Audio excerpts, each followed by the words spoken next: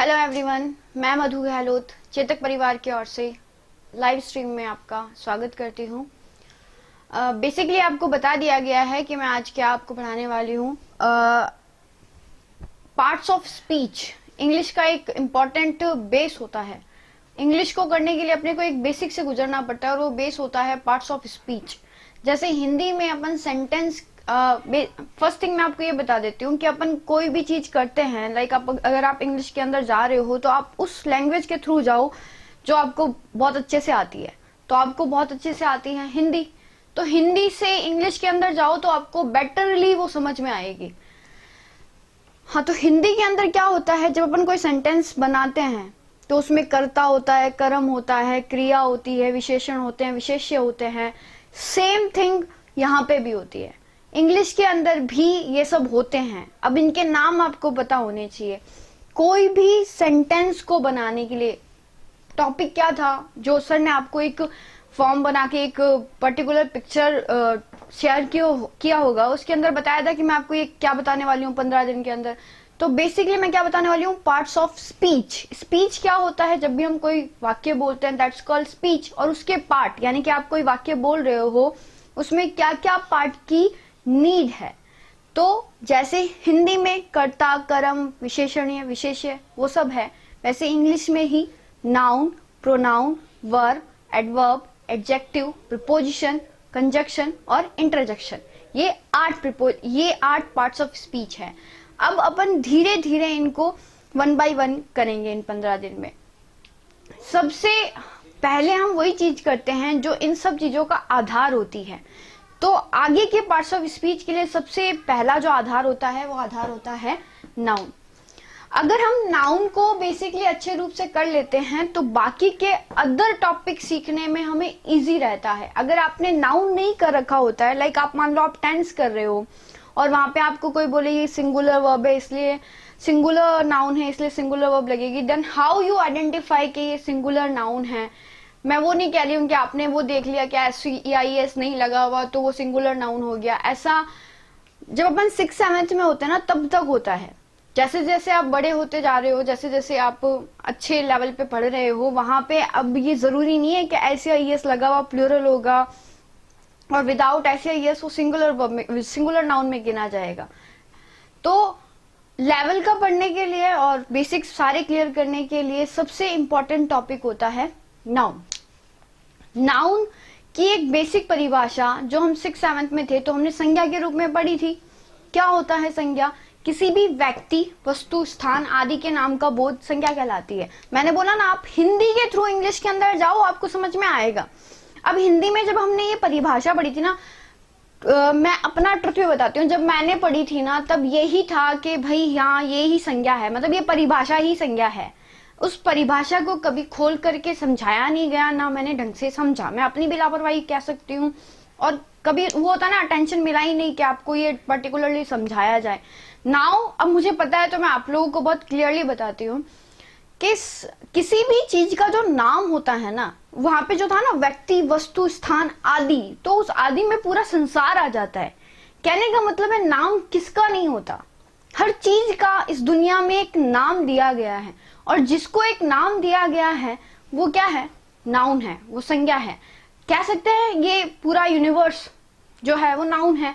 अब मान लो कोई भी, जैसे मार्कर है, इसको हम मार्कर के नाम से बुलाते हैं तो बेसिकली इसको हमने एक नाम दिया है ना, तो यही नाम, यही मार्कर, ये क्या है? नाउन है। जब तक आप किसी चीज को उसी के नाम से बुलाते हो तब तक वो नाउन होता है। जैसे ही आप उसको उसके नाम के अलावा किसी और शब्द से बुलाना शुरू कर दो तो फिर वो नाउन नहीं होता, फिर वो किसी और फॉर्म में चेंज हो जाता है, वो प्रोनाउन में बदल जाता है। तो नाउन समझा दिया मैंने। वैसे मान लो, जैसे मान लो ये डस्टर है, आप इसको डस्टर बोल रहे हो, ये बॉटल है, ठीक है, तो ये भी एक नाउन है। कोई भी चीज, लाइक एवरीथिंग इज नाउन, ठीक है। तो नाउन के, अब जब अपन नाउन पढ़ रहे हैं तो अपन नाउन के टाइप्स भी पढ़ेंगे। होपफुली आपको दिख रहा होगा बोर्ड पे, मैं इंक डाल लेती हूँ। नाउन्स के टाइप्स भी होते हैं common, proper, collective, abstract and the last one is material. Noun को बेसिकली 5 भागों में बांटा गया है, common, proper, abstract, collective and material. कुछ इसको एक टाइप से और बांट सकते हैं, लाइक काउंटेबल और अनकाउंटेबल। हम सारे टाइप से इसको, मतलब सब विद्वानों ने, मतलब बोलते हैं ना, जैसे अपन कोई भी टॉपिक पढ़ रहे होते हैं तो इस विद्वान ने ये परिभाषा दी है, इसने इस तरीके से बांटा है, वैसे ही नाउन को भी अलग अलग बुक्स में अलग अलग तरीके से बांटा गया है। कुछ इसको जेंडर के हिसाब से, यानी कि मैस्कुलिन और फेमिनाइन ऐसे बांटते हैं, कुछ इसको नंबर्स के हिसाब से काउंटेबल और अनकाउंटेबल ऐसे बांट देते हैं, कुछ इसको ऐसे बांट देते हैं। तो मैं बेसिक जो फॉर्म से 5 ही प्लस काउंटेबल और अनकाउंटेबल, इन दोनों तरीकों से आपको नाउन का डेफिनेशन बताने वाली हूँ। डेफिनेशन तो आपने कर लिया। नाउ फर्स्ट टाइप, सबसे इंपॉर्टेंट टाइप होता है कॉमन नाउन। आप ये चीज भी सीखना है कि जब आप नाउन कर रहे हो तो नाउन के साथ साथ आप आर्टिकल भी सीखोगे, क्योंकि नाउन के साथ ही आर्टिकल कंप्लीट हो जाता है। क्योंकि आर्टिकल का एक बेसिक रूल है। Article, what is article? A and the, जो हमने 6-7 में पढ़ा था। तो आर्टिकल किसके साथ लगता है? आर्टिकल नाउन के साथ ही तो लगता है। तो जब अपन नाउन पढ़ते हैं ना, तो अपने माइंड में ये होना चाहिए कि मैं साथ साथ में आर्टिकल भी कर दूं, क्योंकि मैंने बहुत से लोगों को देखा है कि वो ए एंड द, ये तो मतलब जब स्पोकन बोलते हैं तो सोचते नहीं कहाँ बोलने हैं, कैसे बोलने हैं, बस बोल देते हैं। तो साथ में ये भी ध्यान रखें कि जब अपन नाउन पढ़ रहे हैं तो केवल नाउन नहीं पढ़ रहे हैं, नाउन के साथ एक फॉर्म और आता है, वो होता है आर्टिकल, वो भी अपन साथ में करेंगे। ठीक है, तो फर्स्ट सबसे पहला जो नाउन है वो है कॉमन नाउन। कॉमन नाउन जैसा नाम है वैसा काम है। कॉमन नाउन क्या है? देखो, लाइक जितनी भी लड़कियां हैं उन सब को गर्ल बोलते हैं अपन इंग्लिश में। क्यों? क्योंकि एक नाम दे दिया, अब सबको गर्ल ही बोलते हैं ना। लाइक जितने भी मार्कर हैं उन सबको, सब जने उसको मार्कर ही बोलते हैं। हाँ, ये मार्कर किसी अलग कंपनी का होगा, उस एक पर्टिकुलर लड़की का नाम अलग होगा। लाइक तस्वीर है तो अपन सारी तस्वीरों को तस्वीर ही बोलते हैं। तो कॉमन एक वर्ड बना दिया हमने कि हाँ, इस तरह की एक चीज होगी, उसको हम कॉमनली ये बोलेंगे। वो किसी कंपनी का है, वो किस ब्रांड का है, वो बाद की बात है। वो गर्ल का नाम क्या है वो बाद में चला जाता है। लेकिन पर्टिकुलरली देखा जाए, मतलब एक ही तौर पे देखा जाए, सब लोग जो सामान्य रूप से उस चीज को जो नाम देते हैं वही क्या कहलाता है? कॉमन नाउन कहलाता है। लाइक शर्ट्स, तो सब शर्ट को शर्ट ही बोलते हैं, है ना। लाइक कैमरा, तो सब कैमरा को कैमरा ही बोलते हैं। डीएसएलआर है, कौन है, वो सब एक अलग, मतलब वो पर्टिकुलर में चला जाता है वो। तो कॉमन क्या होता है? जब अपन सब मिलकर के, मतलब सब जने किसी एक वस्तु को जब उस एक नाम से पुकारते हैं तो वो क्या है? कॉमन नाउन है। अब कॉमन नाउन का रूल क्या है? कॉमन नाउन का सबसे बेसिक रूल ये है कि ये सिर्फ और सिर्फ काउंटेबल नाउन के पहले लगता है। काउंटेबल, कॉमन नाउन का ये रूल है कि ये उन्हीं चीजों के लिए लगेगा जिसको अपन काउंट कर सकते हैं। जिसको आप काउंट नहीं कर सकते हो वो कॉमन नाउन में नहीं आता है। Like boy we can count, है ना। Water we can't count it, है ना। हम इसको मेजर कर सकते हैं, है ना। मेजर यानी कि उसको मापा जा सकता है लीटर्स वगैरह में, लेकिन उसको गिना नहीं जा सकता है। गिनना किसको बोलते हैं? 1, 2, 3, 4, जिस चीज को आप गिन सकते हो वो काउंटेबल होती है। और जिसको अपन गिन नहीं सकते हैं, हाँ माप सकते हो, उस मापने की एक यूनिट हो अगर, तो वो मापना कहलाता है, वो गिनना नहीं कहलाता है। तो जिसको गिन सकते हैं वो काउंटेबल है, जिसको आप गिन नहीं सकते हो वो अनकाउंटेबल है। तो कॉमन नाउन का जब आपको कोई बोले कि पहचानो ये कौन सा नाउन है, तो फर्स्ट थिंग ये देखना है कि कॉमन नाउन को गिन वो नाउन जो आपको कोई पहचानने के लिए कह रहा है, क्या उसको गिन सकते हो क्या आप? तो कॉमन नाउन को क्या कर सकते हैं अपन? काउंट कर सकते हैं। तो फर्स्ट ये कि इसको काउंट किया जा सकता है। अब जब अपन काउंट करेंगे तो ये कैसा होगा? या तो सिंगुलर फॉर्म में होगा, और दूसरा फॉर्म क्या होगा इसका? प्लूरल फॉर्म होगा। राइटिंग थोड़ी गंदी है, एडजस्ट कर सकते हैं आप, आपकी इच्छा है। ओके, या तो जब कॉमन नाउन की अपन बात कर रहे हैं तो जैसे मैं बोलूं, एग्जांपल देख लेते हैं अपन। बॉय, गर्ल, स्कूल, जितने भी स्कूल से अपन उसको स्कूल ही बोलते हैं, वो स्कूल का नाम अलग है तो वो कॉमन नहीं आएगा, फिर वो प्रॉपर नाउन में चला जाएगा। लाइक गार्डन, जितने भी गार्डन हैं उनको गार्डन बोलते हैं। तो बेसिकली बता ही दिया है। अब इनके आगे मैंने आपको बोला जब अपन नाउन करेंगे तो अपन साथ में ये भी देखेंगे कि आर्टिकल लग रहा है या नहीं लग रहा है, ठीक है। तो यहाँ पे कॉमन नाउन का एक रूल ये भी है कि जब कॉमन नाउन अपन लगाते हैं तो कॉमन नाउन के साथ आर्टिकल आता है, यदि वो सिंगुलर फॉर्म में हो तो। लाइक अगर आप ये लिख रहे हो ही इज बॉय, यानी कि वो लड़का है, तो ये गलत है। ही इज अ बॉय, अ लगता है वहां पे, क्यों लगता है, फॉर्म क्या है इसका। अब यहाँ पे अ लगने का रीजन यही है क्योंकि वो क्या है, वो कॉमन है। बॉय क्या है, बॉय कॉमन है।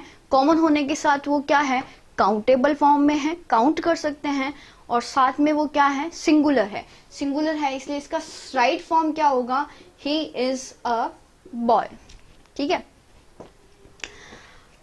नेक्स्ट, ये मैं बात कर रही हूं अभी ए और एन आर्टिकल पे, ठीक है। तो ए और एन आर्टिकल का भी आपको पता होना चाहिए। ए और एन आर्टिकल कहाँ पे लगता है, कोई भी चीज जिसको काउंट कर सकते हैं और वो किस फॉर्म में होनी चाहिए, सिंगुलर फॉर्म में होनी चाहिए, तो वहां पे या तो ए लगता है या एन लगता है।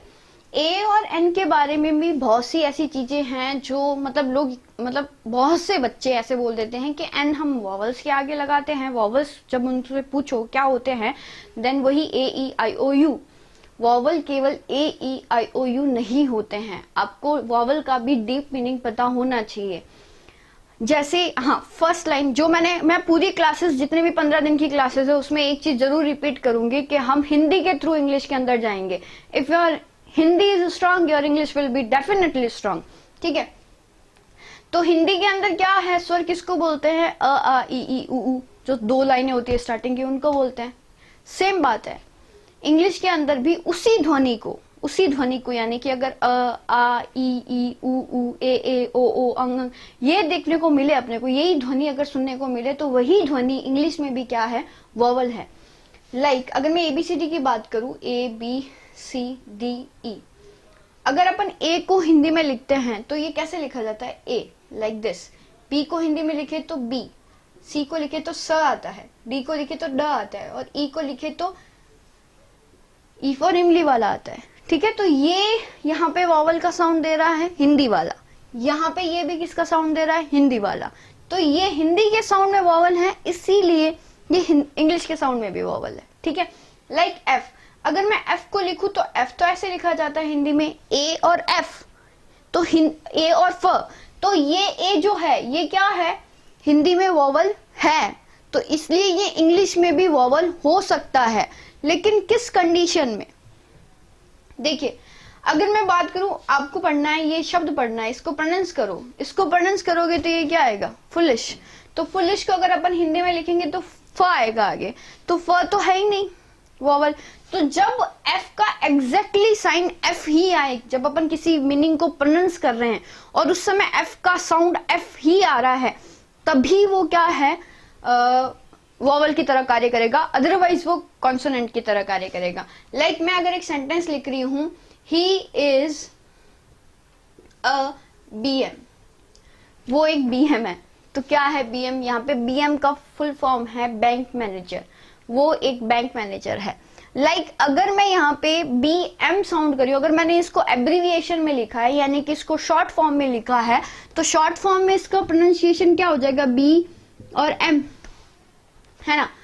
अब अगर मैं इसको फुल फॉर्म में लिखूं तब भी ये कैसा जाएगा, बैंक मैनेजर। तो इस कंडीशन में, दोनों ही कंडीशन में अगर मैं इसको फुल फॉर्म में कर दूं तो यहाँ पे भी ए ही लगेगा और यहाँ पे भी ए ही लगेगा। लेकिन मैं बात करूं ही इज SI, तो यहाँ पे ये सेंटेंस गलत हो जाएगा। क्यों हो जाएगा, क्योंकि ए का साउंड क्या है, ये एस। अब ये हिंदी के अंदर क्या है, हिंदी के अंदर ये वॉवल है, तो जब ये हिंदी के अंदर वॉवल है तो ये इंग्लिश के अंदर भी क्या है, वॉवल है। वॉवल है तो यहाँ पे क्या लग जाएगा, एन। अगर मैं इसको फुल फॉर्म में करूं तो he is a sub inspector. अब यहाँ पे क्यों अ लगा है, क्योंकि ये क्या है, स और ब, स का साउंड है, तो जब स का साउंड है तो स वॉवल नहीं है, जब स वॉवल नहीं है तो वहां पे क्या लग जाएगा, ए लग जाएगा। तो ये बेसिकली यही फंडा है ए और एन का, कि कहाँ ए लगाना है, कहाँ एन लगाना है, एंड वहां लगाना है जहां साउंड किसका हो, वॉवल का हो। Sound A E I O you है, जैसे अम्ब्रेला अम्ब्रेला हम बोलते हैं, हाँ ठीक है, क्योंकि इसके अंदर साउंड भी किसका आता है, अ का आता है। लेकिन बात करें यूनियन, सबने पढ़ा होगा 6th-7th में, जब टीचर कहते थे कि यूनियन के आगे नहीं लगेगा एन, तो हम रट लेते थे कि हाँ यूनियन के आगे सिर्फ ए ही लगेगा। अब बेसिक रीजन भी समझ लो उसके क्यों एन लगेगा, क्योंकि यूनियन का यू आता है आगे, और यू हिंदी के अंदर वॉवल नहीं है। जब हिंदी के अंदर वॉवल नहीं है तो इंग्लिश में भी नहीं है, तो यूनियन के आगे क्या लगता है, अ लगता है। ठीक है, तो यही बेसिक फंडा है ए और एन का। ये मैंने बोला था आपको कि साथ साथ में नाउन के साथ आर्टिकल भी करेंगे, तो ये आर्टिकल कॉमन नाउन से रिलेटेड आर्टिकल यहाँ पे फिनिश होता है।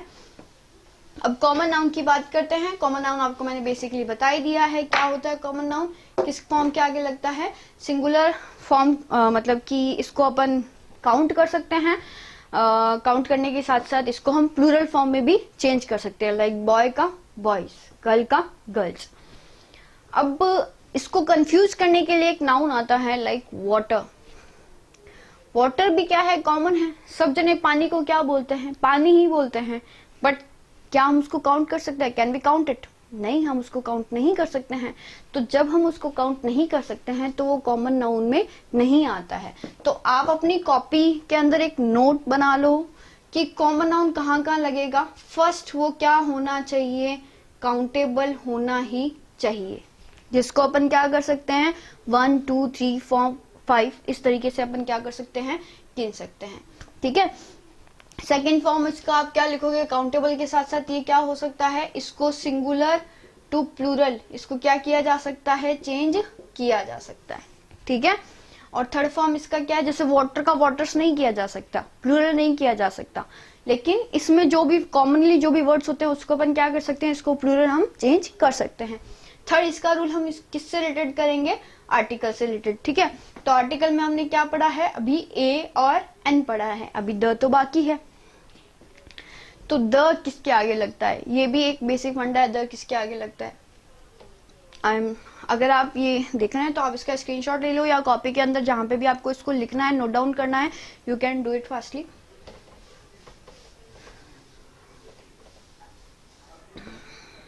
Now let's talk about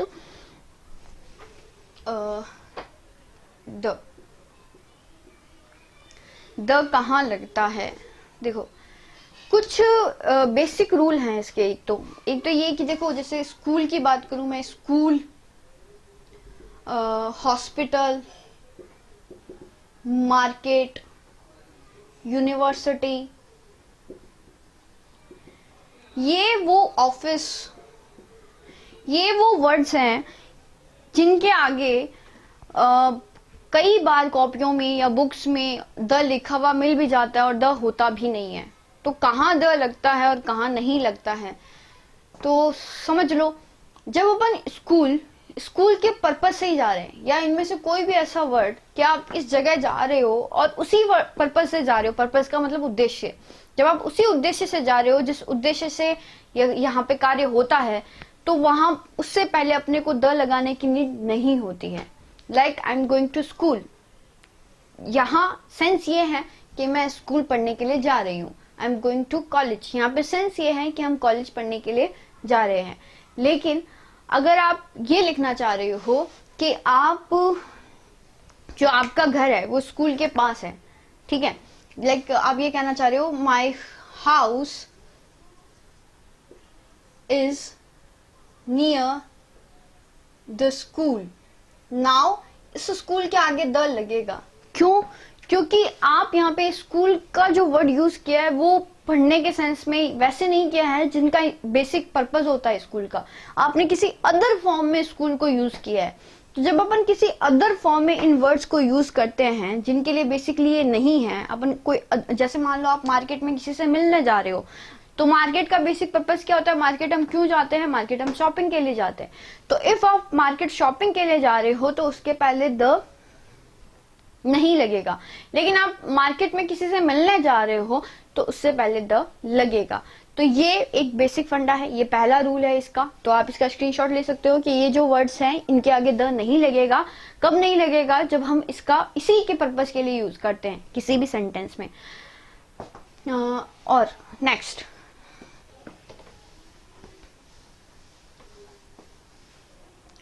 second, ये एक ये होता है, आपने सुना भी होगा और मैंने अपनी क्लासेस में जो भी बच्चे ये वीडियो देख रहे हैं उनको भी ये पता होगा कि मैंने बहुत बार ये बोला है कि किसी भी पर्सन के आगे, किसी भी प्रॉपर नाउन के आगे जब किसी का नाम लिखा हुआ होता है उसके आगे आर्टिकल आता नहीं है, ना ए, ना एन, न द।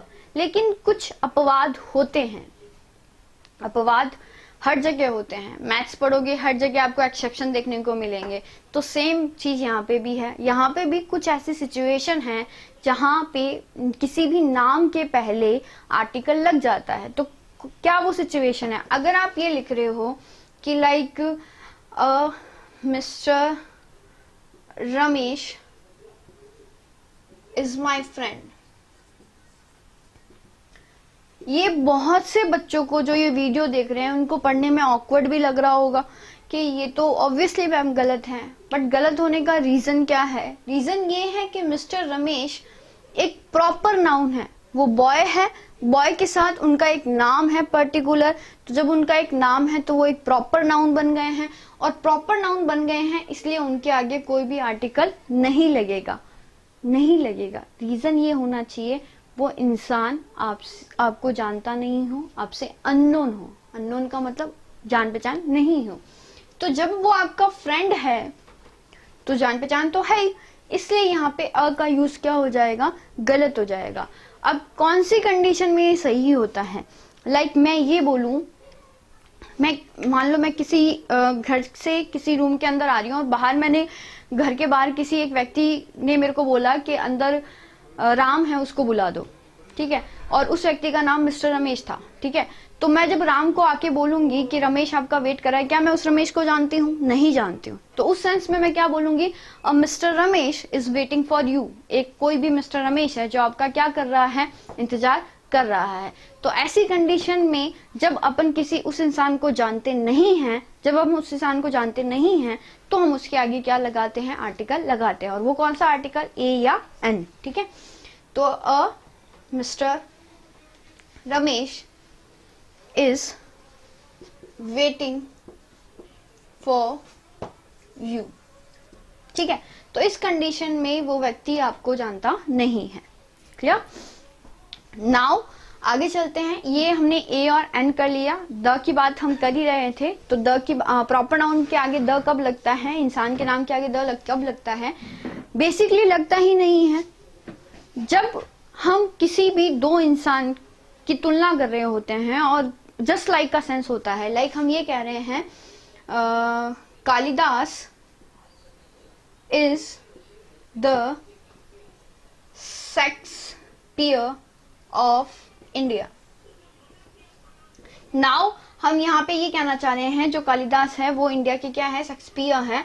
तो यहाँ पे हमने इनके आगे द क्यों लगाया है? क्योंकि हम उनको पर्टिकुलर कर रहे हैं। वैसे तो ये इंसान है लेकिन लगना नहीं चाहिए, बट लगेगा। लाइक हम ये कह रहे हैं कि Kashmir is the Switzerland of India. जो कश्मीर है वो स्विट्जरलैंड तो नहीं हो सकता है, लेकिन हम जस्ट लाइक का सेंस दे रहे हैं कि जो कश्मीर है वो इंडिया स्विट्जरलैंड के जैसे है इंडिया के अंदर, ठीक है। तो यहाँ ऐसी कंडीशन में स्विट्जरलैंड क्या है? एक प्रॉपर नाउन है। कश्मीर भी क्या है? एक प्रॉपर नाउन है। लेकिन Kashmir is the Switzerland of India, Kashmir के आगे द नहीं लगा है। किसके आगे द लगा है? स्विट्जरलैंड के आगे द लगा है। क्यों लगा है? क्योंकि आप कश्मीर का कंपैरिजन, कश्मीर को किसके जस्ट लाइक बोल रहे हो? स्विट्जरलैंड के जैसे। तो जो भी जस्ट लाइक का सेंस जिससे कंपेयर अपन करते हैं उसके आगे क्या लगता है? द लगता है। तो ये आपका कॉमन नाउन का बेसिक्स था। मैंने आपको रूल बता दिया, आपने स्क्रीनशॉट ले लिए होंगे। उसके साथ साथ आपने आर्टिकल भी कर लिए हैं जो कॉमन नाउन में आते हैं और थोड़े थोड़े प्रॉपर नाउन के भी हो गए हैं। तो ये था फर्स्ट आज आपका नाउन का इंट्रोडक्शन और उसके साथ ही कॉमन नाउन।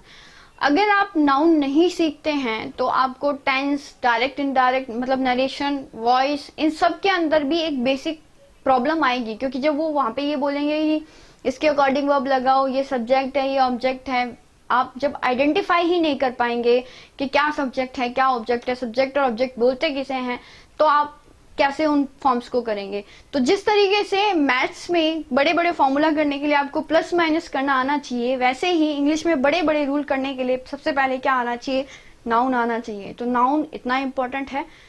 तो नेक्स्ट जो 2 वीडियोस हैं, आई एम श्योर कि मैं मतलब आई अश्योर यू कि मैं नेक्स्ट 2 वीडियो में आपको नाउन करवा दूं। बाकी देखते हैं, आपको पसंद आया हो तो लाइक करें, और अगर आपको कुछ क्वेरी पूछनी हो तो आप कमेंट सेक्शन में पूछ सकते हो, और उसका रिप्लाई आपको कमेंट सेक्शन में दे दिया जाएगा या अगले आने वाले वीडियोस में दे दिया जाएगा। Thank you for watching this video.